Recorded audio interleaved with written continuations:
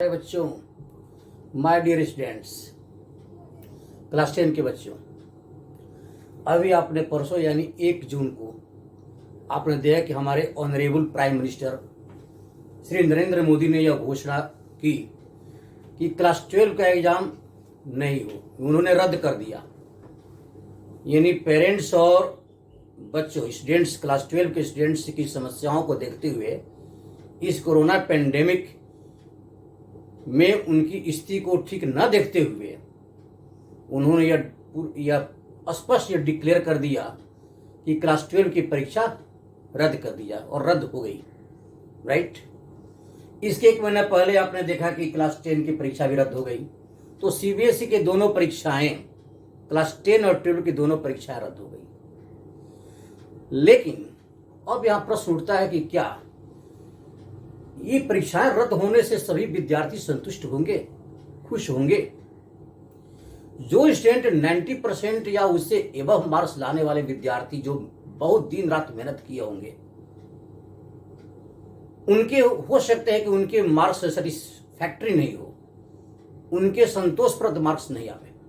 जो विद्यार्थी ऐसे बहुत से वैसे विद्यार्थी हैं जो कि इस ऑनलाइन पढ़ाई में अटेंड नहीं करते हैं क्लास, और जो नहीं करते आ रहे थे, कितने बच्चे ऐसे ही समय पास कर दिए, बहुत कम पढ़ते थे, उन बच्चों के लिए तो अच्छा हुआ, वे बच्चे तो खुश होंगे। लेकिन जो विद्यार्थी अथक प्रयास अथक परिश्रम करते होंगे दिन रात कि उनके 90% से ऊपर मार्क्स आएगा, तो उन बच्चों के लिए यह अच्छी बात नहीं हुई कि परीक्षा रद्द कर दी गई।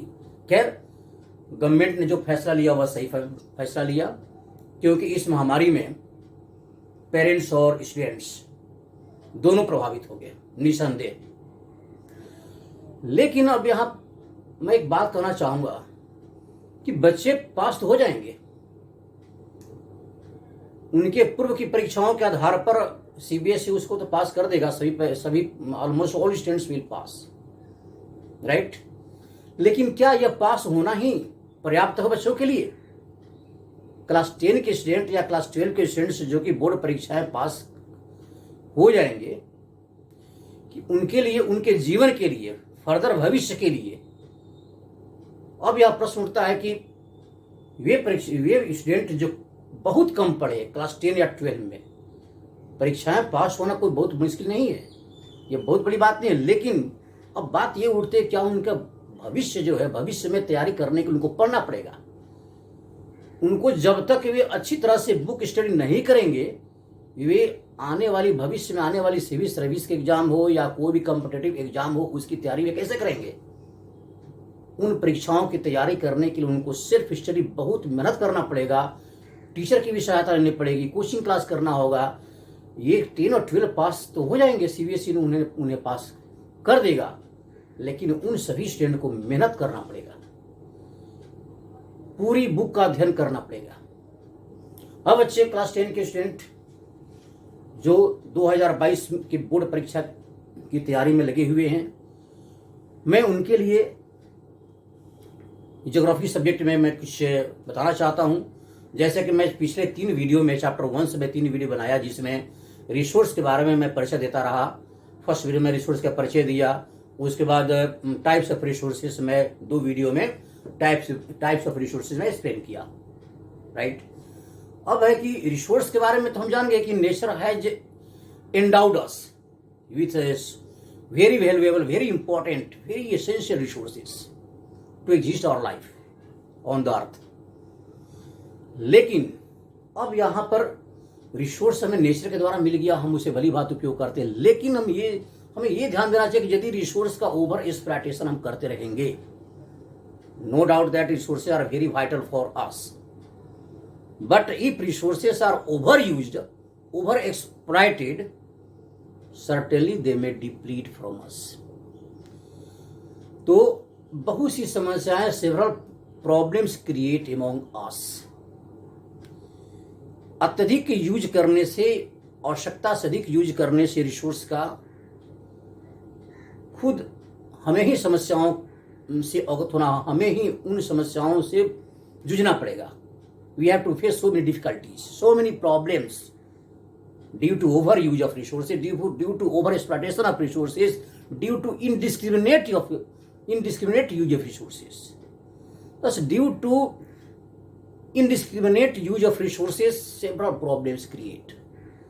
यदि हम बिना विचारे अंधाधुंध रिसोर्स का उपयोग करते रहेंगे, रिसोर्स का दुरुपयोग करते रहेंगे, तो समस्याओं का समाधान, बहुत सी समस्याएं उत्पन्न हो जाती है।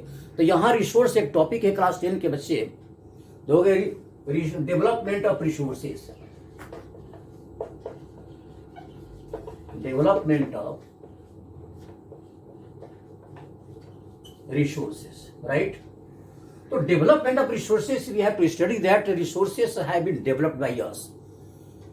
When I was teaching about types of resources, I taught you that on the basis of status of development, there are 4 types of resources. 4 तक रिसोर्स होते हैं: potential resource, developed resource, stock and reserve.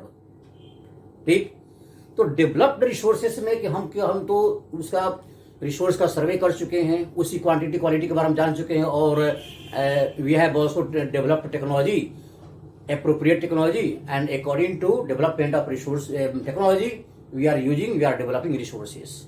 But we are also not only using, but we are also overusing resources. We are over exploiting resources. हम resource केवल use नहीं करते हैं, उसको दोहन भी करते हैं। तो यहाँ पर इनडिस्क्रिमिनेशन जो हम रिसोर्स का कर रहे हैं, उसके बहुत से प्रॉब्लम होता है। तो प्रॉब्लम्स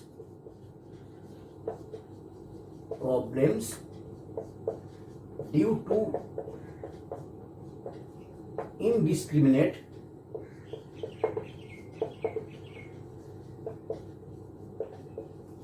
use of resources। अब यहां पर इनडिस्क्रिमिनेट यूज ऑफ रिसोर्स यानी अंधाधुंध यूज यदि किया था रिसोर्स का, उसे कहते हैं इनडिस्क्रिमिनेट। तो इसका पहला प्रॉब्लम क्या हो जाता है? पहला, depletion of resources, depletion of resource का डिप्लीशन माने कमी हो जाती है निश्चित रूप से। Not all people will get sufficient resources for their uses. किसी को अधिक रिसोर्स मिल गया, किसी को कम मिला। तो अब यहां पर दूसरा प्रॉब्लम क्या क्रिएट होता है? Division of society.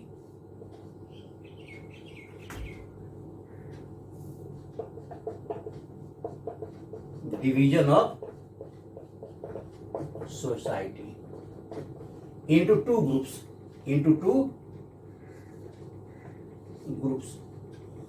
दो ग्रुप कौन कौन होंगे?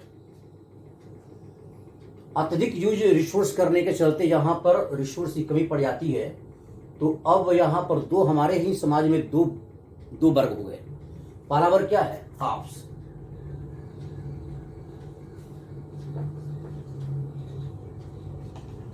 हैव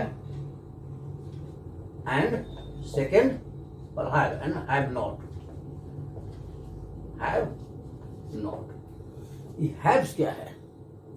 हैव मीन्स होता है यहां पर रीच, हैव मीन्स रीच, और have not, and have not means, have not means क्या होता है? पुअर। पुअर, पुअर और रिच। अब यहां पर दो वर्ग हो गए समाज में। जिन व्यक्तियों को रिसोर्स पूरा मिला, जिनके जो दोहन करते, जो सक्षम हो, जो अपने को बहुत पावरफुल समझे, दो individuals started to use indiscriminately resources were used by them indiscriminately. अंधाधुंध रिसोर्स का यूज उन व्यक्तियों के द्वारा किया है जो अपने को अधिक पावरफुल समझे, जो अपने को रिच समझे। ठीक है। दूसरा, एक गरीब समाज बन गया जिनके पास रिसोर्स तो नेचर ने सबके लिए दिया है रिसोर्स, लेकिन जिसको अधिक मिल गया हुआ तो रिसोर्स चला गया, गरीबों के लिए रिसोर्स की कमी पड़ गई। तो यहां पर हमारा समाज दो भागों में बट गया, हैव एंड हैव नॉट, यानी रिच एंड पुअर। अब बताइए कि नेचर ने सबको समान रूप से रिसोर्स दिया यूज करने के लिए, लेकिन दो भाग बट गया है। तो इसी तरह से not only the problems, other problems also created. I have mentioned here only 1 and 2 and third problem.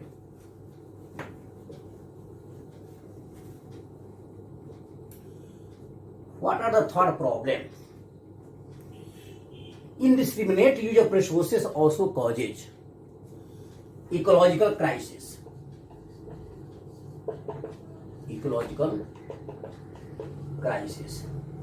The plural form of crisis. Crisis का plural form जो क्राइसिस, यानी इकोलॉजिकल क्राइसिस में क्या हो सकता है?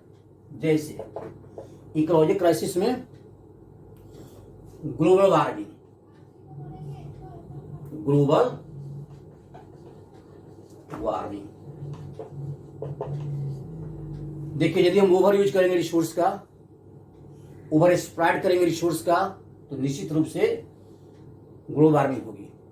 Is the problem of not only any particular region और country, but is the problem of global problem. ये पूरा विश्व का प्रॉब्लम होता है। तो global warming due to what? Due to increasing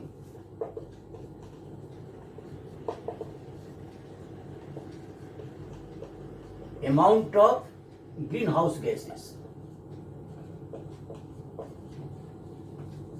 Greenhouse gases, chlorofluorocarbon, carbon monoxide, nitrous oxide, carbon dioxide gases, कुछ वैसी गैसें जो कि हमारे इन्वायरमेंट, हमारे एटमॉस्फेयर में बहुत फैलाती है, बहुत अधिक हो जाती है, तो उन्हें कहते हैं ग्रीन हाउस गैसेस। तो due to increasing amount of green house gases global warming creates. Global warming क्या होता है? यानी sudden increase in temperature, atmosphere में, इन्वायरमेंट में टेम्परेचर का बहुत बढ़ जाना। तो ये सब गैसें, यानी जैसे CO2 gas, carbon monoxide, chlorofluorocarbon, nitrous oxide, ये सब गैसें क्या करती हैं?